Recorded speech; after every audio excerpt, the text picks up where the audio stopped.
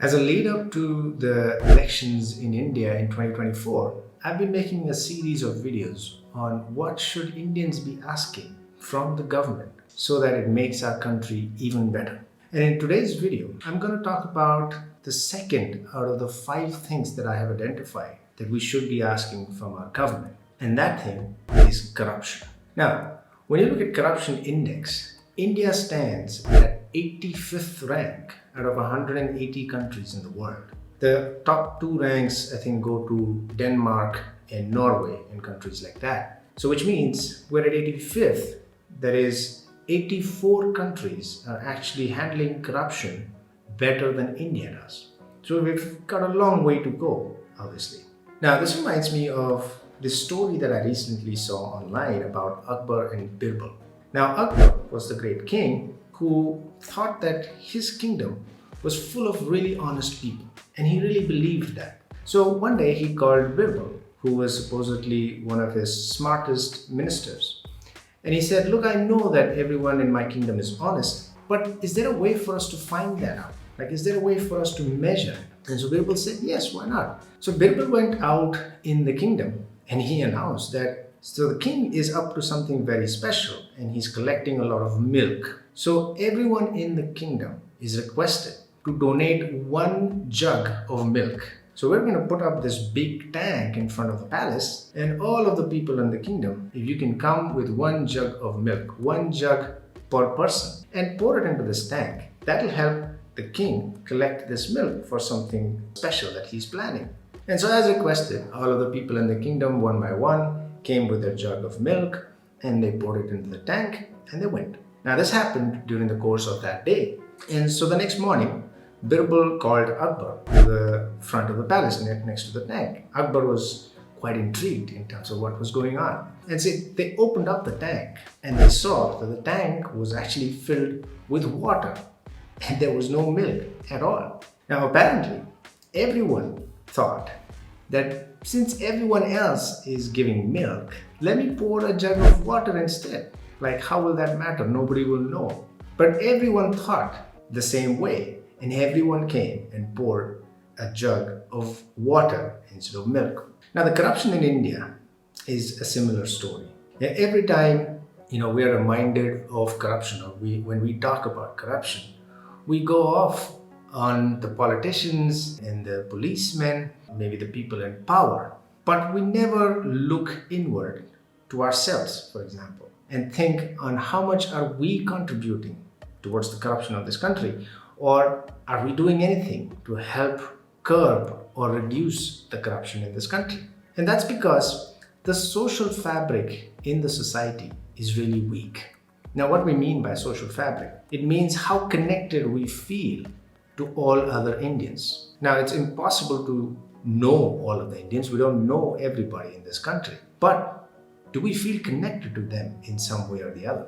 We don't, and that connection is actually really weak, which is why the social fabric is weak, and which is why our sense of responsibility to the other citizens across the country is really low. And hence, the corruption is where it is. Like, imagine I can go on a rant about corruption in the country and blame the system and blame the politicians and the cops and everyone else. But then the next time I come to a red signal and I see that there's no traffic there are no policemen there either.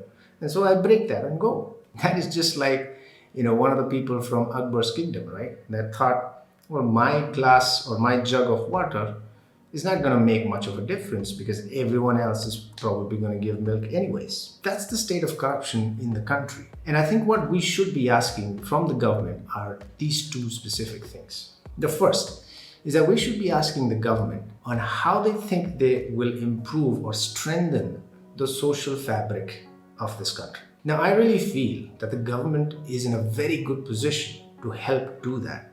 And I'll give you an example. As Indians, we've always been very thankful of our armed forces and what they do for us. But years ago, there was once a speech given by the Indian Prime Minister, and he said in that speech that every time you see someone of the armed forces, someone in the uniform, for example, why don't you thank them? Why don't you clap for them? Why don't you make them feel special?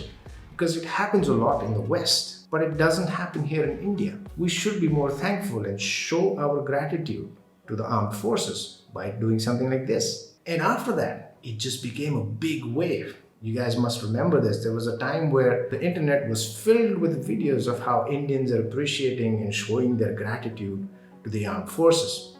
Kids walking up to the men in uniform and saluting them and so on and so forth. That all started because the Indian Prime Minister urged us to do that. Which is why I feel, the government is in a very strong position to help create this social awareness and strengthen our social fabric. Now, you and I can do that too, but our reach is limited to the people that we know, obviously.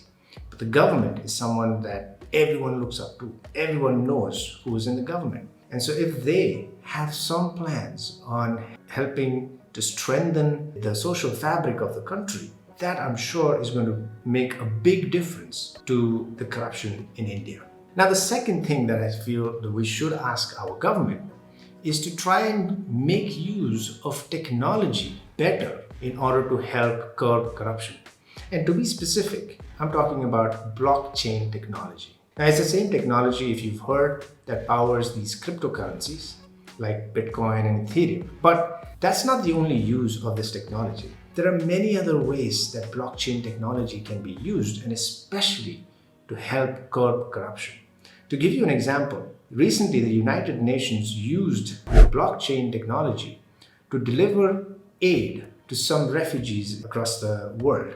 Now, as you guys know, every time this aid is delivered to the people that are in need, a lot of that gets taken away by the middlemen.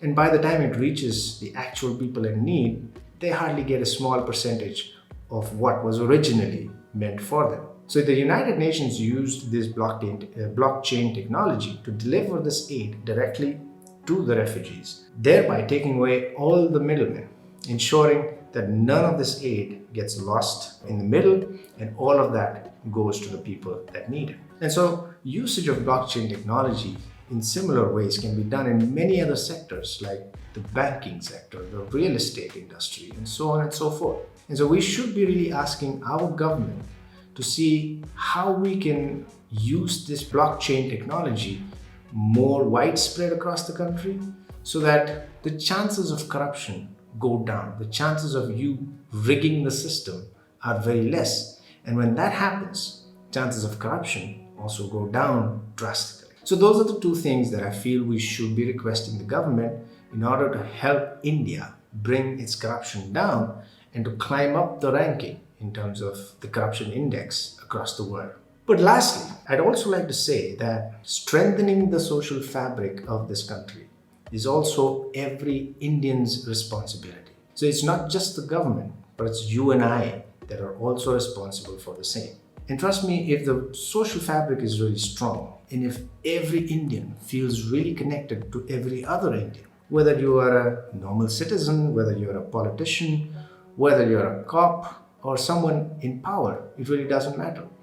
But if you feel connected to every other Indian in this country, then we will definitely be able to beat corruption eventually. So please let me know in the comments section on what you feel and what are your thoughts about it. Please like this video and also share this with all other Indians across the country so that it helps awaken a sense of responsibility within each of us, so that each of us can then help contribute and bring the corruption down in this country. I'll see you in the next video.